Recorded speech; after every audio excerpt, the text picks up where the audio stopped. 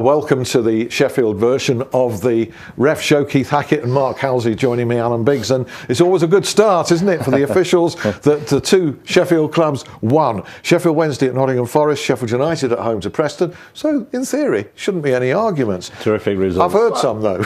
Yeah. Well, actually, you say the officials won, but I understand that they lost because I thought Kevin Davis was refereeing the game on Saturday at Bramall Lane. I had a tweet to that effect. Maybe we'll come to that in a minute. Yeah, our old friend Kevin Davis up to a few tricks there. Keith, Andy D'Urso at Sheffield Wednesday's convincing, could have been more convincing, 2-0 win at Nottingham Forest. Despite the fact there was little controversy and only one yellow card, still people in the pub were saying to me he was too lenient. Now this is a referee I thought was yellow peril at one time. He was, there's no doubts, but I think that over the years he's matured, and you know, he's coming to the end of his career, and perhaps he ignores any form of advice that one wants to give to him, and he does his own thing. And I think that with that comes an element of leniency that sometimes explodes. And when it explodes, that's when you have this big peak that suddenly goes yellow, yellow, yellow, red, red, red. Yeah. And fortunately that didn't happen, but that was a risk. Okay, it is a risk with Andy. Well, Forrest Vaughan was the only yellow card in that game, and Sheffield Wednesday could have won by 4, I think. Oh, your team. And yet the supporters are saying that we need a centre forward. Well, it always amazes me. Actually, they've only scored 20 goals this season, which is the second lowest in the Championship, which makes the position 9th and only 4 points outside the playoffs. Quite remarkable, isn't it? Really? I think that if they did acquire a player and they're not around, are they?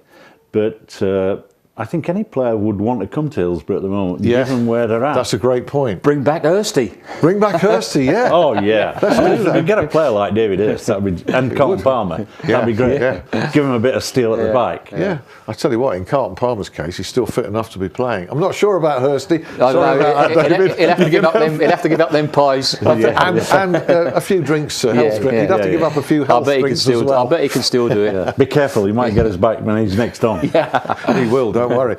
Sheffield United Preston, I saw this. It was a really closely contested game. 2-1 to Sheffield United. It was quite physical.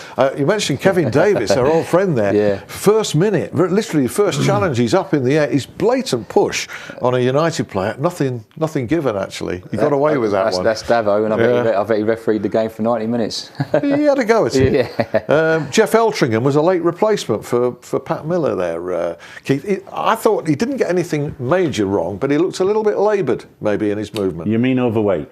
I was being kind. I saw him at Barnsley last year, and I think he's got a lot of things going for him.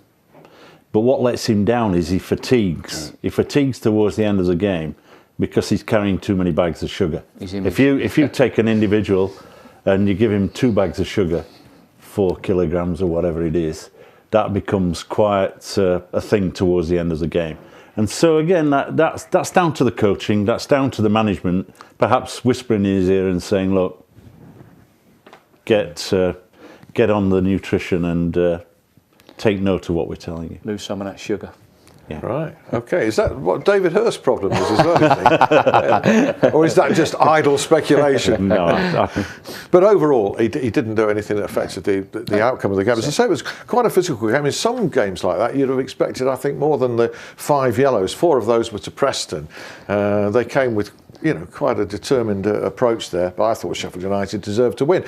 They've got MK Dons away this coming weekend, which in League One terms is a very big game, isn't it? And you'd want a good, strong referee on that. Yeah, it'd be interesting to do a point. Let's hope that they just put a bit more thought into that particular process it's gonna be a big and get game. the right guy. And Sheffield Wednesday Bolton, now that Wednesday are actually playoff contenders, it lifts the profile of these games a little bit, doesn't it? Well, I mean, Bolton Wanderers have since Neil Lennon took over, made enormous strides going up the league, and they're playing some really good football. So it should be a cracking game. It's a great stadium to go to as well, isn't it? I'll tell you what, you two are not just experts on refereeing. You're refereeing. You're experts on the playing and management side as well. We have to. So we get 2 for the price of 1.